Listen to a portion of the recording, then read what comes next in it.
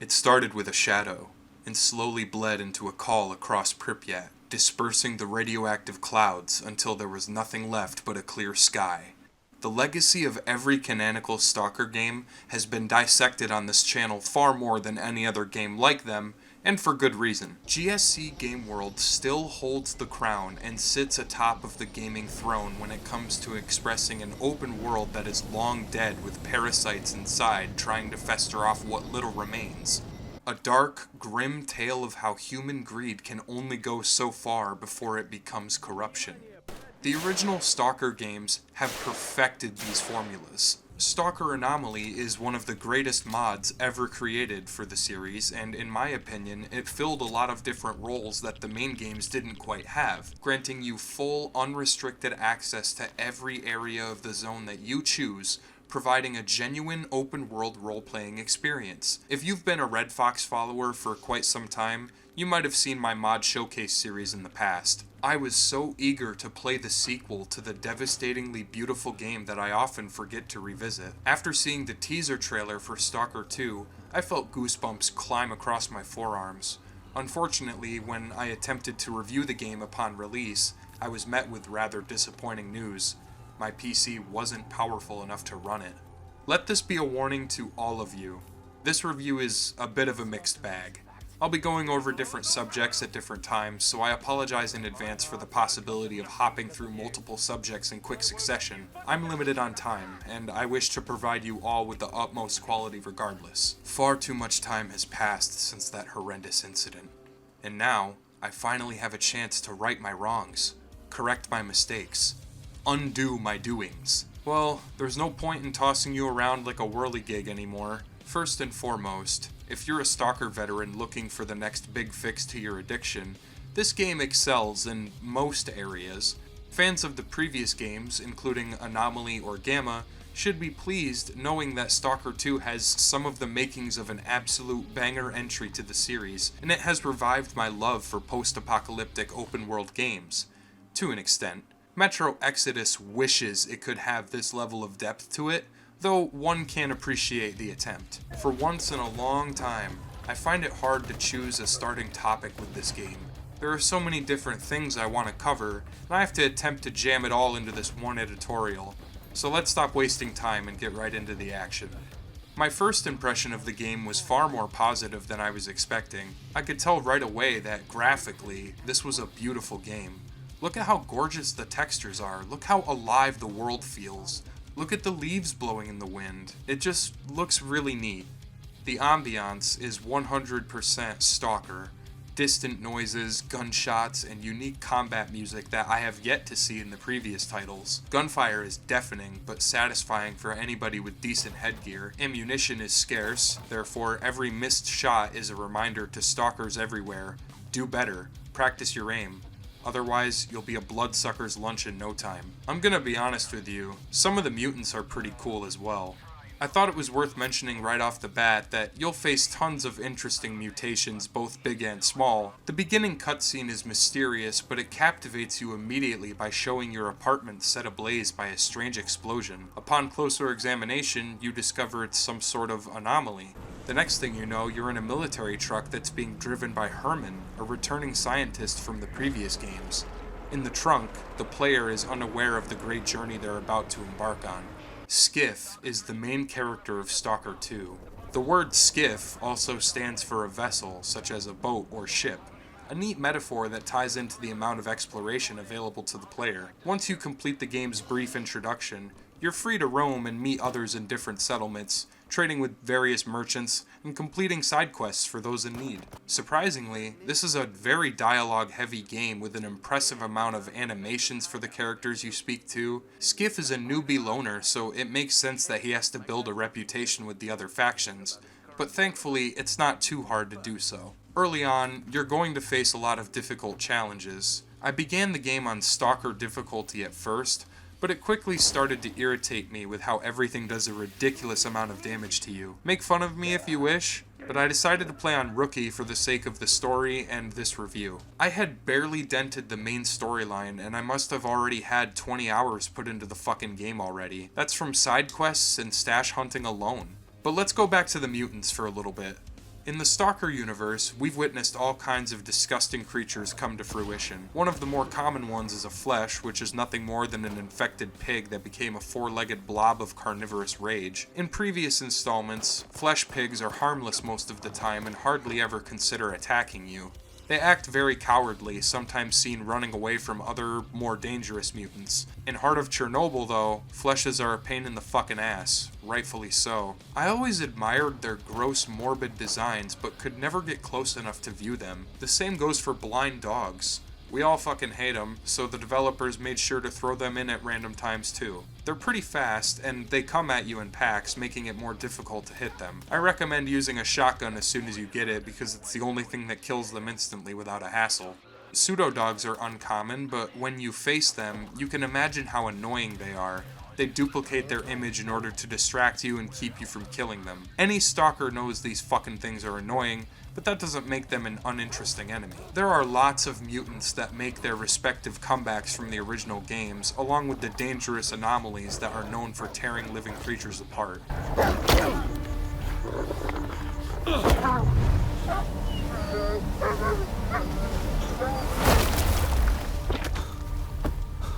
Much like Metro Exodus, Stalker 2 hides its outstanding arsenal of weaponry in scattered stashes that can be found as you progress in rank and story. There are so many to choose from, and some of the main weapons have special variants like Fallout, waiting for you to just wander along and take them. In that genuine Stalker fashion, the choice is yours to explore and discover all kinds of new things before proceeding with the main questline. Upon finding improved guns, you'll also find attachments that Skif can utilize on the go.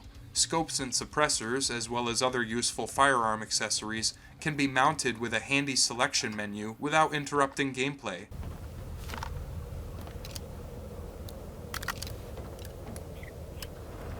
Now that's fucking awesome, and it feels next gen. Shotguns are devastating in Stalker 2, and I was obsessed with them for a short time. It's really difficult to land any effective shots on an attacking enemy when your gun is puny and small, so I invested in shotguns for the early and late game, which I couldn't recommend more. They're devastatingly powerful, and they can destroy any target that tries to mess with you. Most mutants don't stand a chance against them, and they're usually cheap in terms of upgrades. There's even specialized versions of some of the equipment, like the monolith-themed shotgun, or the PM pistol, the drum mag MP5 left behind by a faction ruler. It's really neat, but one of my personal favorites is the Ryman, a Chris Vector with a nice red finish and outstanding accuracy and recoil control. Don't worry, true to Stalker fashion, you get to utilize an infinite storage capacity in your personal locker at every major location in the game, so you'll have plenty of room to store those legendary guns that you can't carry. Ready for a pleasant surprise? Stalker Anomaly is riddled with plenty of loot drops at many of its major locations, whether it be a well-hidden stash or even just a box of ammo placed out in the open. It feels very immersive to be able to discover these random items and utilize them for your benefit. I'm very happy to report that the same mechanic is available in Stalker 2. Unlike the previous Stalker games we've grown accustomed to, the main boogeyman of the zone seems to have vanished entirely. That is, until you discover those exact boogeymen, now under a completely different flag and working towards a secluded, positive purpose in life, the Noontide. Later on in the game's story, it's revealed to Skif that these are the remaining members of the Monolith after the Wish Granter was destroyed. Without the influence of the Monolith's ethereal mind control, the once crazed fanatic troops had suddenly forgotten their memory, became normal once again, and tried to escape the dark past that haunts them forever. However, as we've seen in side quests like the one where you save Mastiff, the Monolith really is no more. One of their previous members, the Ninth, only recalls vague memories of the previous cultist lifestyle he had long forgotten. What an interesting concept. Those evil, terrifying bad guys that occupied the Chernobyl power plant for ages, the boogeymen of the zone who killed all but their own, the ones who tortured and maimed and brainwashed innocent people into following their bullshit regime. And here they are, Scared, isolated outcasts, just like you or any other Stalker. In Anomaly, the Monolith are supposed to be the toughest of the tough. 𝙃𝙚, one of the Monolithian's legendary guards, wears a special artifact that prevents him from taking damage by any ballistic means, allowing him to have slaughtered people in the past. It's definitely a neat turn of events for Stalker's narrative, and I think it works well. I like seeing their colors make a return under a completely different guise, and watching the Noontiders interact like other normal Stalkers feels kinda rewarding. After all, they only spent 3 fucking games as antagonistic villains paralyzed by an unknown entity that controls their minds and actions. Needless to say, it's refreshing to discover the newest humane threat to the zone, the Ward. These soldiers have occupied most of Pripyat and are funded by a scientific research group known as 𝙎.𝙏.𝘼. They are essentially taking on the role of the private military within the zone. If I had to summarize all of the positives for Stalker 2, I would say that as a fan, a die-hard fan who has played the games, I gotta say, this is a really good one, and I do think you'll enjoy it, but okay, I know it's not necessarily fair for some to view this video and listen to me ramble about 2 totally different games that take place in the same universe, but the only reason Anomaly is being mentioned here is because it is a free-to-play mod packed tight with thousands of other mods that make it the ultimate PC gaming experience, immersing the player with interesting side quests and the option to play however you like, scouring the remains of a decayed Pripyat at the cost of $0. During the production of Stalker 2, I patiently waited and enjoyed Anomaly for the sake of preparing myself for a more modernized entry to the franchise that I love. Now that I've genuinely played the fuck out of the sequel, I really want to compare these 2 games. Needless to say, there were a lot of things fans wanted from the developers this time around, though I don't blame them entirely for not fulfilling some expectations, and I'm impressed with many things that they've created in the sequel, but I still fear it's missing a couple of pieces. If you're playing Anomaly, whenever there's a tense encounter, combat is fluent and solidified, allowing the player to throw off enemy gunfire simply by moving around and taking cover behind certain obstructions, laying down suppressive fire so you can move to a new position, quickly tossing a grenade to spice things up, and pushing them with all you have. These are all mechanics that are perfectly implemented in Anomaly, but none of it feels as good in Stalker 2 due to many things. For starters, the aiming in Stalker 2 is super floaty, like you're constantly giving momentum whenever you so much as fucking turn around. This makes it really hard to play as fast as the game wants you to, with the intense bullshit constantly being thrown at you and all. You can't upgrade your own equipment anymore, which is a bit stupid. Instead, you have to find blueprints hidden throughout the world and return them to a technician in order to purchase that upgrade. Thankfully, upgrading your arsenal is actually somewhat useful and helps to inspire further gameplay. Whatever happened to just finding better tools for the mechanics? Fighting mutants is nowhere near as exhilarating as it used to be. Speaking of the mutants, there are way too many bloodsucker encounters in this game. Way too many. It seems like every time you walk 2 feet outside of a safe zone, or you loot 1 secret stash, or you fucking sneeze, the next thing you know, you're playing fucking peekaboo with bloodsuckers. In Anomaly, they are very threatening and do much of the same tactic when engaging with their prey, however, they almost never turn completely invisible. This only happens when the bloodsucker is far enough away from the player's view, but gradually begins losing camouflage as it approaches, helping the player to time their attacks properly. In the sequel, it's just a mindless fucking mosh pit. Dump 12 magazines into them and maybe they'll die, but it's almost never worth wasting your time or resources. At that point, I just started running away from them due to how repetitive it was to combat them. That's really dangerous territory for the Stalker series, and it's worrisome. Half of what makes this pie so delicious is the flavor it uses. The Stalker series has switched it up from time to time, sure, but this is a massive overstep. Why is the combat so floaty and slow and clunky and cinematic? Why do the armed enemies always know my position despite breaking their line of sight and trying to utilize stealth? I really don't even think they programmed stealth in this game. If an enemy sees you, you're caught, plain and fucking simple.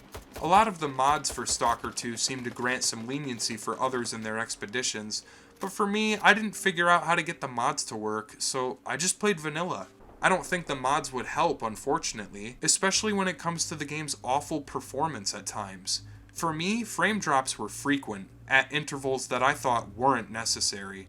How come the first fucking time I came here, my game was running at a solid 60 frames per second?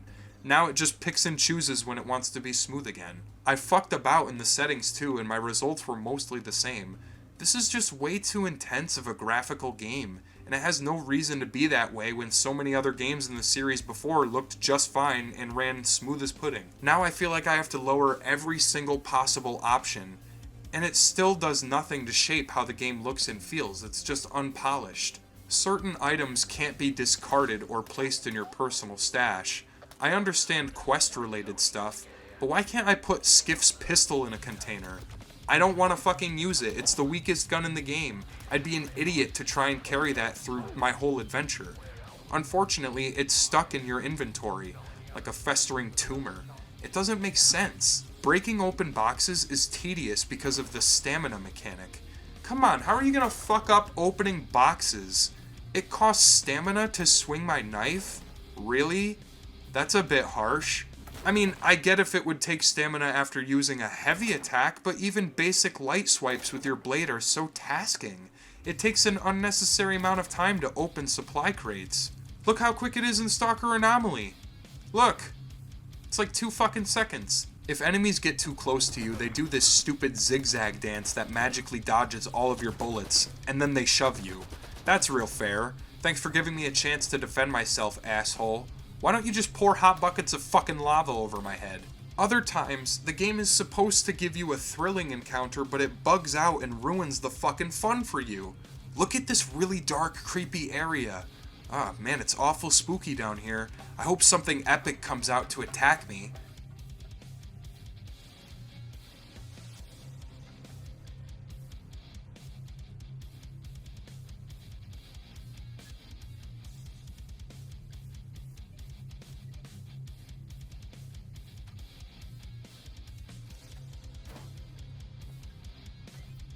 Oh.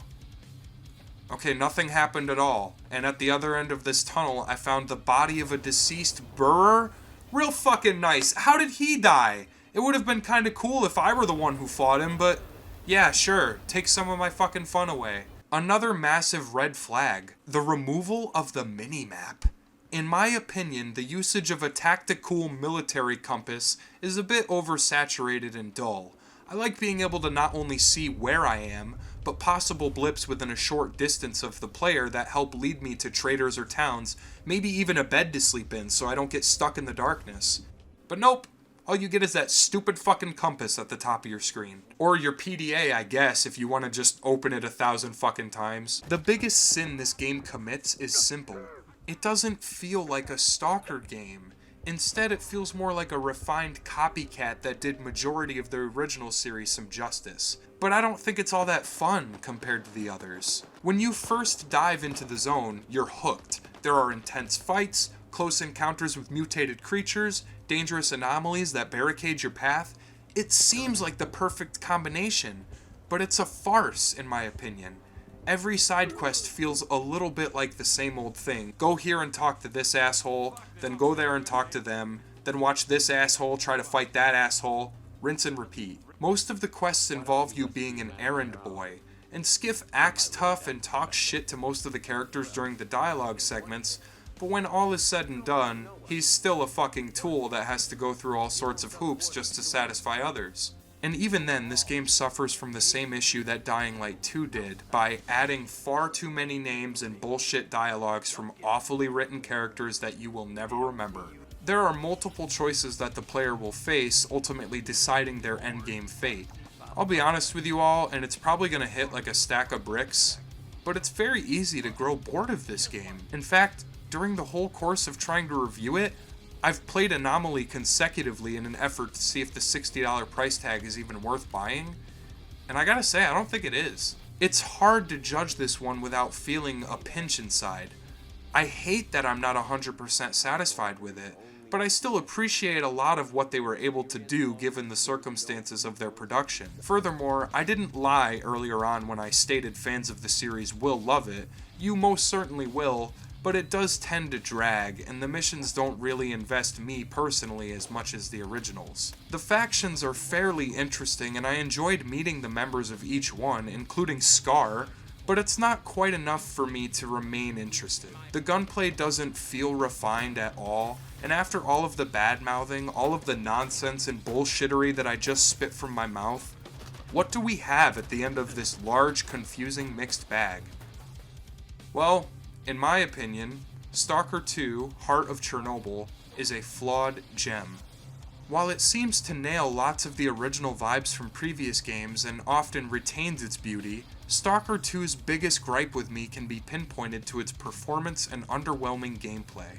To some, I'm sure this game will grant lots of praise and serve as a unique experience for others who may have never tried Anomaly. I understand that the developers were heavily limited on both resources and time, and I don't blame them at all for the state of their game, but the story, plot, and gunplay are definitely questionable. It's hard to want to play an open-world game where majority of the quests pan out like a chore, and the locations feel like tangled up webs with a hidden cache at the end. While I do think it's a step in the right direction, it still needs a lot of work.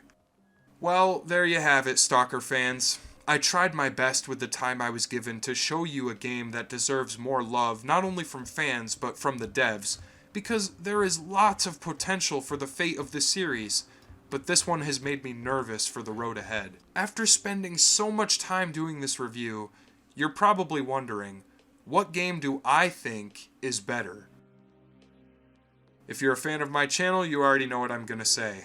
In my humble opinion, Anomaly is still the better choice. With its expansive mod support that adds all kinds of creative, lore-friendly roleplay elements, surprisingly fun storylines, it was really hard to compete against this, since fans had spent so long idolizing Anomaly. It's not that Stalker 2 is a bad game, because it's not, but for the first time since playing the OG games, I hate that I can say it's boring. Many of the game's mechanics come down to a laundry list of issues that plague most open-world schlock today. I don't like that there's no minimap anymore, because it makes it harder to get around the map or locate your next objective accurately. They've somehow stolen one of Fallout 4's worst features, which was including those long maze-like obstacle courses just to get to the end of a hallway with a magical chest full of rare loot, and I hate that because it's been so oversaturated in the gaming market. I mean, seriously, think about that for a moment. Why does every single loot cache end up this way in open world games? It feels like a bit much.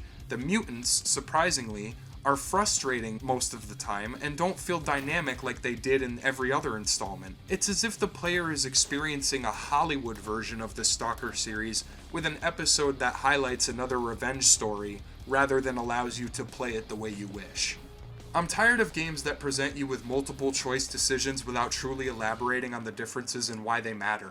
A game that still stands out as a test of time for its roleplay story is Mass Effect 2, and having the ability to control Shepard's attitude and decisions for a good course of the game felt natural and enjoyable, especially because we loved that character. Skif is pretty cool, and I do enjoy his voice acting along with the way he muscles through most tense situations, but it's not enough to immerse me in this apocalyptic world. He gets to travel to very familiar locations that each have new unique designs, but it's not like Anomaly in the sense that a group of mercs aren't gonna hunt you down for assaulting another faction. Most NPCs don't even act like they exist in the Stalker universe.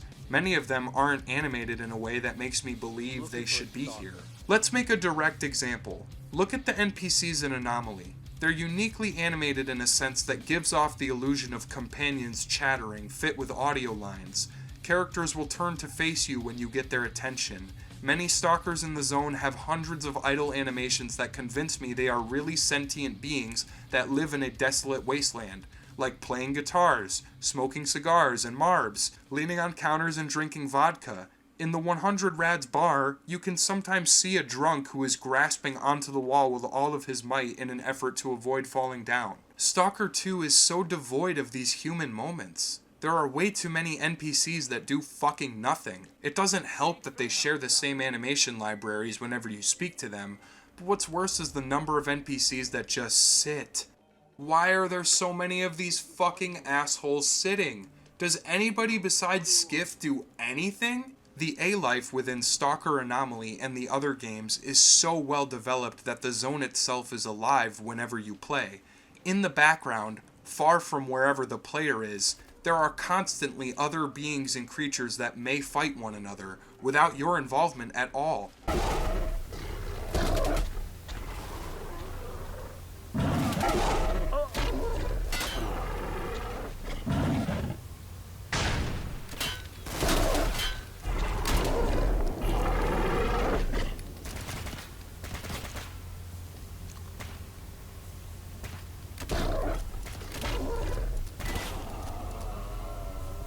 In Stalker 2, there's very little A-life. Like I said, most of the time, enemies popped up behind me or were pre-spawned once I reached a specific distance from the objective. Not once will the zone continue to exist outside of your perspective. Nothing else goes on in the background, and even when it does, you're more than likely going to be underwhelmed with the result. I'm disappointed. After all the effort I've gone through to be open and honest about this sequel to a series of games I love, just to enjoy it for a couple of days and quickly grow tired of its repetitive formula, it feels like a weird fever dream to me. I wanted to love Stalker 2, and there are tons of things I do love about it, but god damn it, it just needed more time in my opinion. And I still don't think there's any reason the game should be almost 200 fucking gigabytes. A bit excessive, don't you think? Once again, I understand that GSC could only do so much with their current situation, but it's hard to imagine the future of a paid video game franchise getting better than a free-to-play mod that you can download in a simple browser, fit with thousands of creative mods, and creators eager to perfect the open-world formula that Anomaly brings. If you're a fan of Stalker, I stand by what I said. You will like this game, but you should approach it with a grain of salt. You should approach it with a bucket of salt. It's rough around the edges and doesn't seem to take many risks with its very elongated and poorly optimized cutscene storytelling, though lots of interesting ideas, characters, and concepts are still present. I only hope that if we do get a Stalker 3, they try to make it a bit more interesting to the direct fans who helped to keep the series sacred just by playing it. If I could summarize, I'd say I was very happy I got to play it thoroughly, and the future of the series does look way more exciting than it ever has, but I don't see myself giving this particular title a second try. I had my fun, and it's hard to quit Anomaly when you've done nothing but become immersed in its chilling and gritty universe. Anyway, that's probably where I'm going to end things for now. I understand GSC Game World is heavily limited on their resources and time, and I am not judging them for the state of the game, but it's obvious that this bread needed more time to cook. Stalker shouldn't feel like a grind in its most simplistic areas, including searching for loot and weaponry. It's tedious to gather supplies, and on most difficulties you'll get a huge surplus of shit that you weren't expecting. I'd recommend waiting for a sale or buying a cheap code on an app or something. It's worth playing, but only for those who are bigger fans of the series than I am, and that seems like a small crowd already. In conclusion, the game was fun, just really messy. Thank you all so much for watching, and I will see you next time. Where did he go?